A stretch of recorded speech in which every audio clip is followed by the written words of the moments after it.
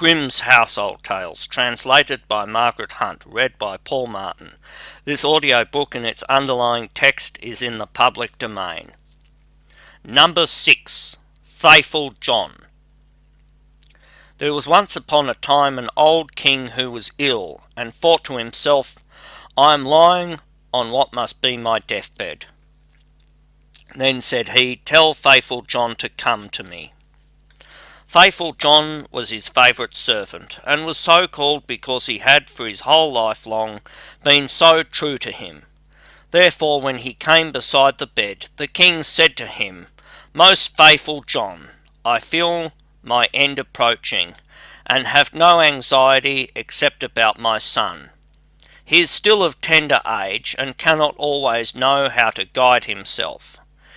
If you do not promise me to teach him everything that he ought to know, and to be his foster father, I cannot close my eyes in peace." Then answered Faithful John, "I will not forsake him, and I will serve him with fidelity, even if it should cost me my life." At this the old king said, "Now I die in comfort and peace." Then he added, "After my death, you shall show him the whole castle, all the chambers, halls, and vaults, and all the treasures which lie therein. But the last chamber, in the long gallery, in which is the picture of the princess of the golden dwelling, you shall not show. If he sees that picture, he will fall violently in love with her, and will drop down in a swoon, and go through great danger for her sake. Therefore, you must preserve him from that." And when Faithful John had once more given his promise to the old king about this, the king said no more, but laid his head on his pillow and died. When the old king had been carried to his grave, Faithful John told the young king all that he had promised his father on his deathbed, and said, "This I will assuredly perform, and will be faithful to you as I have been faithful to him, even if it should cost me my life." When the mourning was over, Faithful John said to him, "It is now time that you should see your inheritance. I will show you your father's palace." Then he took him about everywhere, up and down, and let him see all the riches and the magnificent apartments. Only there was one room which he did not open, that in which hung the dangerous picture. The picture was, however, so placed that when the door was opened, you looked straight on it, and it was so admirably painted that it seemed to breathe and live, and there was nothing more charming or more beautiful in the whole world. The young king, however, plainly remarked that Faithful John always walked past this one door, and said, "Why do you never open this one for me?" "There is something within it," he replied, "which would terrify you." But the king answered, "I have seen all the palace, and I will know what is in this room also." And he went and tried to break open the door by force. Then Faithful John held him back and said, "I promised your father before his death that you should not see that which is in this chamber. It might bring the greatest misfortune on you and on me." "Ah, no," replied the young king, "if I do not go in, it will be my certain destruction. I should have no rest day or night until I have seen it with my own eyes. I shall not leave the place now until you have unlocked the door." Then Faithful John saw that there was no help for it now, and with a heavy heart and many sighs sought out the key from the great bunch. When he had opened the door, he went in first, and thought by standing before him he could hide the portrait, so that the king could not see it in front of him. But to what avail? The king stood on tiptoe and saw it over his shoulder, and when he saw the portrait of the maiden, which was so magnificent and shone with gold and precious stones, he fell fainting to the ground.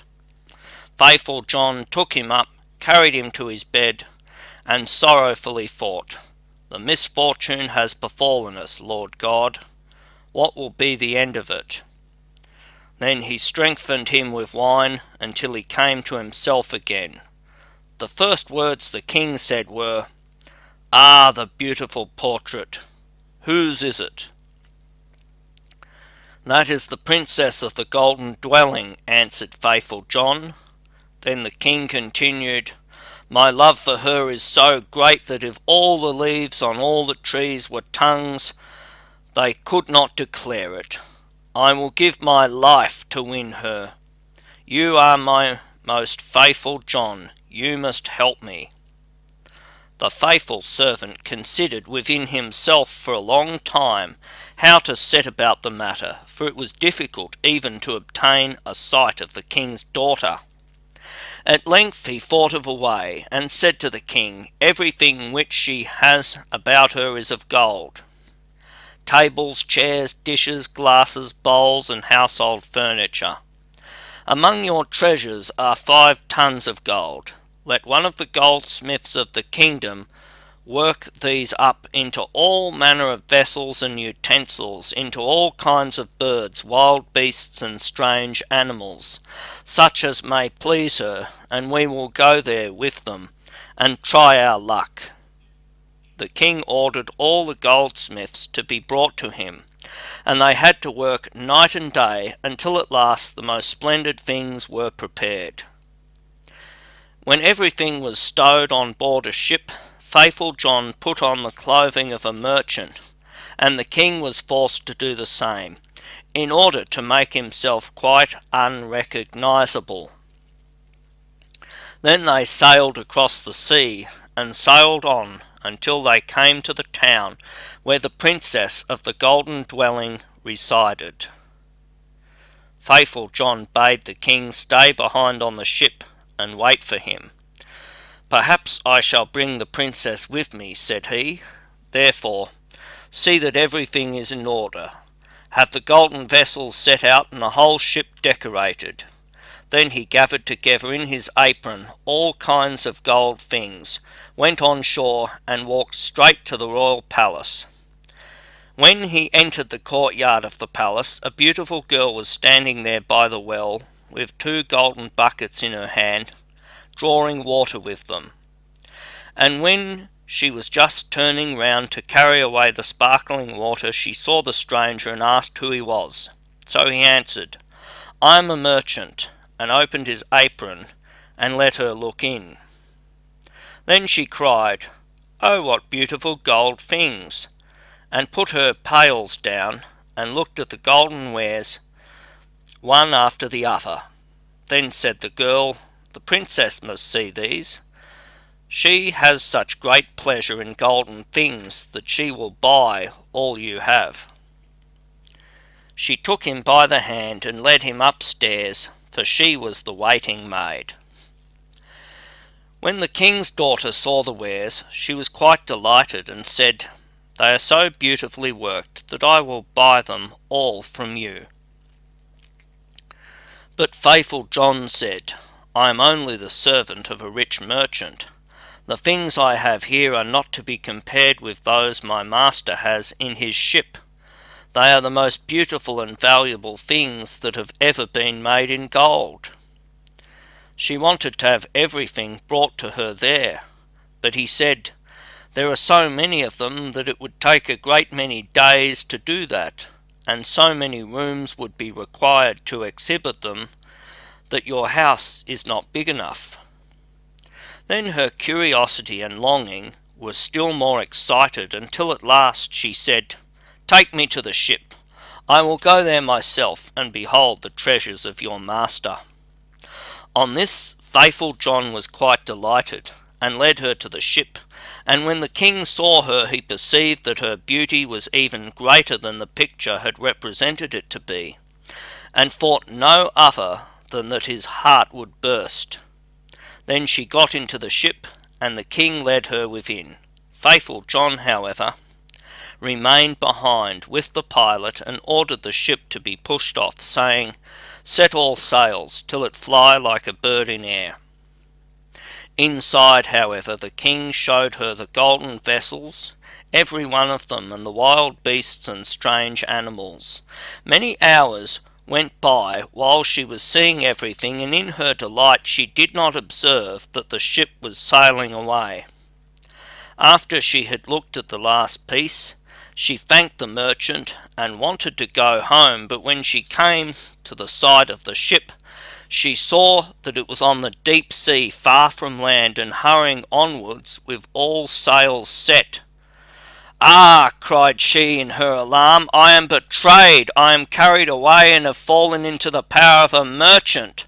I would rather die!"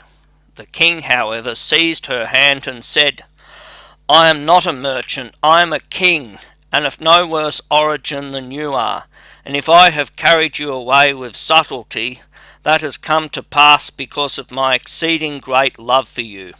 The first time that I looked on your portrait, I fell fainting to the ground." When the princess of the golden dwelling heard that, she was comforted, and her heart was inclined unto him, so that she willingly consented to be his wife.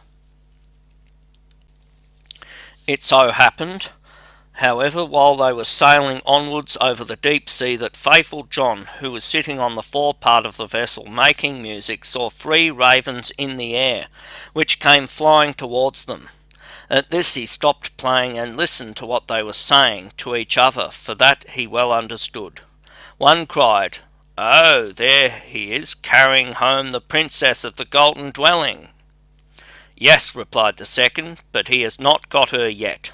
Said the third, "But he has got her. She is sitting beside him in the ship." Then the first began again and cried, "What good will that do him? When they reach land, a chestnut horse will leap forward to meet him, and the prince will want to mount it. But if he does that, it will run away with him and rise up into the air with him, and he will never see his maiden again." Said the second, "But is there no escape?" "Oh yes, if anyone else gets on it swiftly, and takes out the pistol, which must be in its holster, and shoots the horse dead with it, the young king is saved. But who knows that? And whoever does know it, and tells it to him, will be turned to stone from toe to the knee." Then said the second, "I know more than that. Even if the horse is killed, the young king will still not keep his bride. When they go into the castle together, a wrought bridal garment will be lying there in a dish, and looking as if it were woven of gold and silver. It is, however, nothing but sulphur and pitch, and if he puts it on, it will burn him to the very bone and marrow." Said the third, "Is there no escape at all?" "Oh yes," replied the second. "If anyone with gloves on seizes the garment and throws it into the fire and burns it, the young king will be saved. But what's the good in that? Whoever knows it and tells it to him, half his body will become stone from the knee to the heart." Then said the third, "I know still more. Even if the bridal garment be burnt, the young king will still not have his bride. After the wedding, when the dancing begins and the young queen is dancing, she will suddenly turn pale and fall down as if dead, and if someone does not lift her up and suck her 3 drops of blood from her right breast and spit them out again, she will die. But if anyone who knows that were to declare it, he would become stone from the crown of his head to the sole of his foot." When the ravens had spoken of this together, they flew onwards, and faithful John had well understood everything. But from that time forth he became quiet and sad, for if he concealed what he had heard, his master would suffer, and if he revealed it to him, he himself must sacrifice his life. At length, however, he said to himself, "I will save my master, even if it brings destruction on myself." When therefore they came to shore, all happened as had been foretold by the ravens, and a magnificent chestnut horse sprang forward.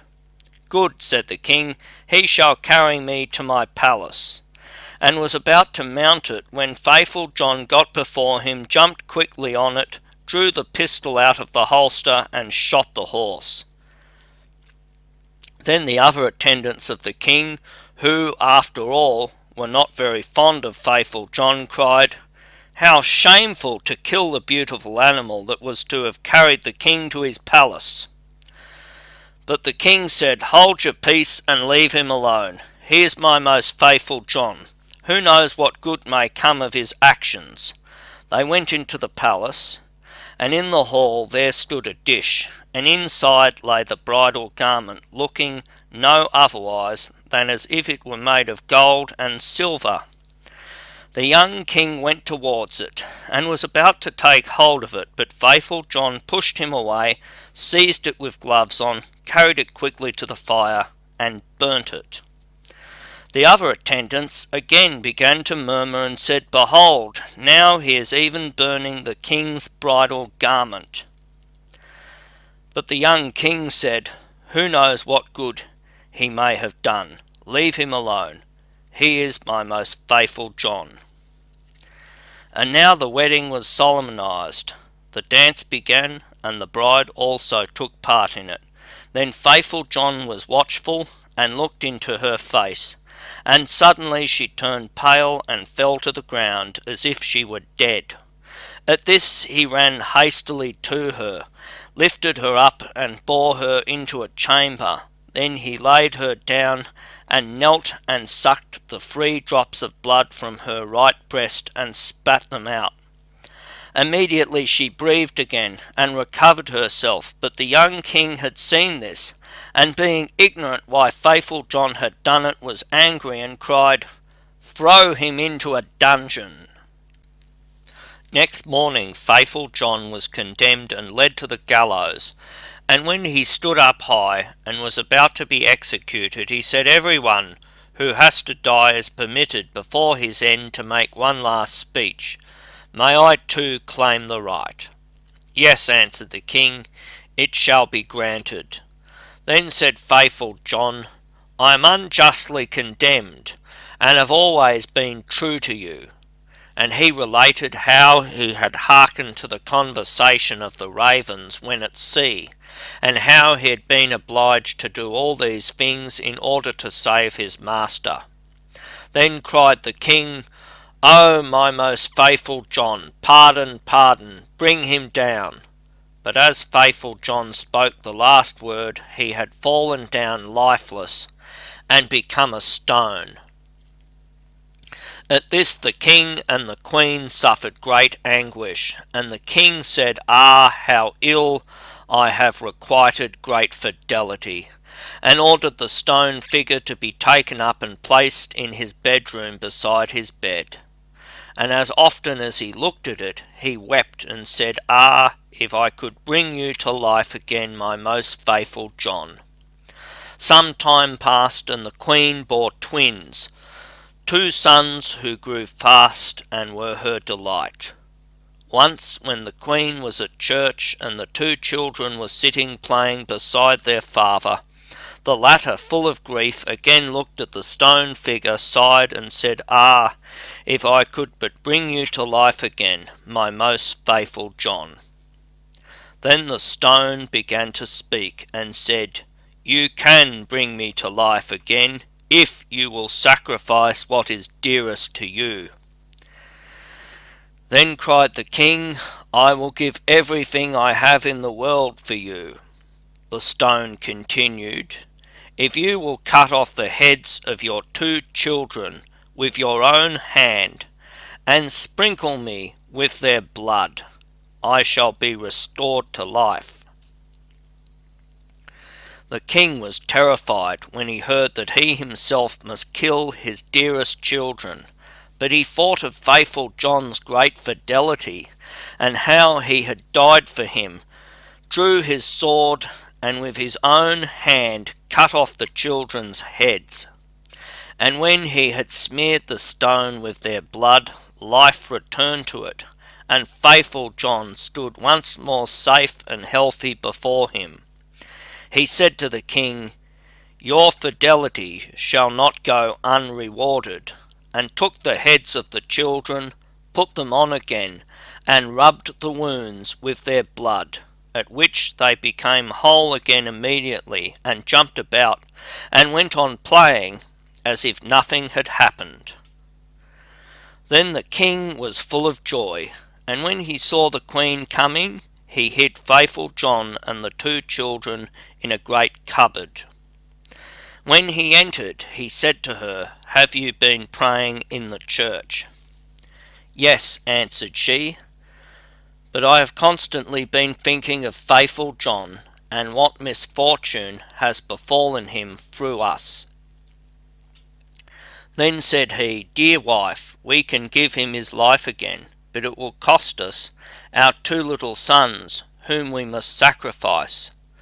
The queen turned pale, and her heart was full of terror, but she said, "We owe it to him for his great fidelity." Then the king rejoiced that she fought as he had fought, and went and opened the cupboard, and brought forth faithful John and the children, and said, "God be praised, he is saved, and we have our little sons again also," and told her how everything had occurred. Then they dwelt together in much happiness until their death.